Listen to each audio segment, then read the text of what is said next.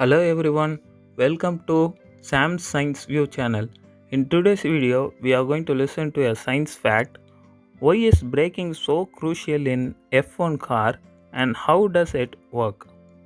Before getting into the video, please watch this entire video, and if you have any clarifications regarding science facts, you can get it clarified and get it rectified through this channel, and you can comment about it. Now let's get into the video. Braking is the first element in a Formula 1 car's cornering phase. If the car isn't slowed down at the right point and with the right pressure on the pedal, it will compromise the remaining phases, hitting the apex, taking the right lane, carrying the optimum speed through the corner, getting the power down on exit, and completing a clean run to the next turn. This can have a major impact on a driver's lap time. Similar to a road car, the brakes on a Formula 1 car work on all four wheels. So now let's see how exactly does the system work. When the driver steps on the brake pedal, it compresses two master brake cylinders, one for the front wheels and one for the rear, which generate fluid pressure. At the front, the system is very straightforward. The fluid pressure is delivered directly to the front brake calipers. Inside each caliper, 6 pistons clamp pads against the disc, and it is this friction that slows the car down.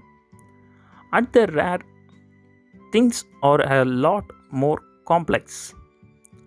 At the rear, the wheels can be decelerated by three separate sources: friction from the brakes, resistance from the spinning engine, so called engine braking, and finally, electrical braking that results from harvesting energy by the hybrid electric motor, the MGUK, which is abbreviated as Motor Generator Unit Kinetic.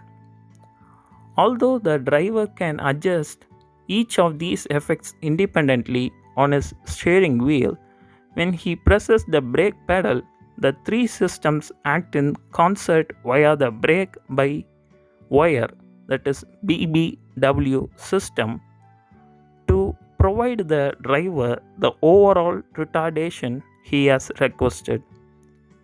When the driver presses the pedal, the fluid pressure he generates in the rear braking circuit is picked up by an electronic pressure sensor.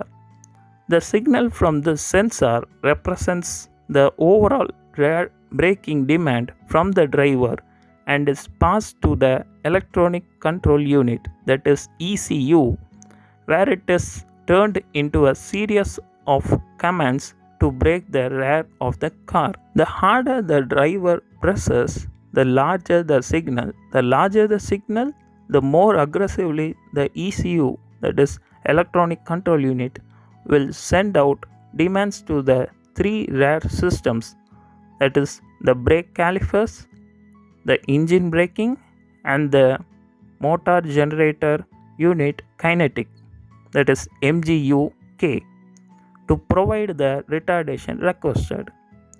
The ECU distributes its efforts to the three systems according to the manner that the team has set up the car, modified by the way that the driver has adjusted the switch settings on the steering wheel. But why is the system at the rear so much more complex compared with the front? At first glance, the rear system looks Byzantine in its complexity.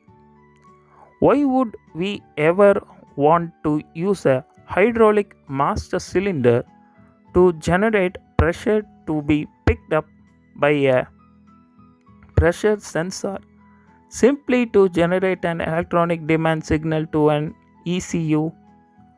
Why would we not do it much more simply by measuring the position of the brake pedal to get an electronic demand signal Why would we ever want to have a rare braking system that arbitrates between three separate systems when we could simply use conventional brakes like a normal car? The answers to these questions fall in two camps. First, safety, and the next, performance. Once you have committed to using a brake by wire system to control the rear braking, you need to ensure that there is a safe backup in the event that the system fails. This is why we go to all the trouble of using the driver's pedal action to produce hydraulic pressure in a brake line. If the BBW system ever fails, and there is a set of sensors and a computer routine continuously devoted to checking its integrity, then it is immediately bypassed and the pressure generated by the driver's foot it passed directly to the rear brake calipers just like in a normal car. So, if you see a Formula 1 car racing, you can see how difficult it is to brake a car from such a speed to a normal speed when they go to the pit lane or when they take a turn. So, when you see that racing, just notice these things and just keep enjoying it. So, that's it for today's video. Hope so you got some scientific facts relating to why that brakings are very important in Formula 1 cars and how it works.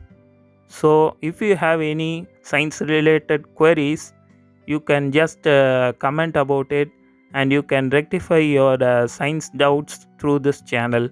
We'll meet in the next video with the next science fact treasury series. Until then, it's goodbye from Sam. Take care.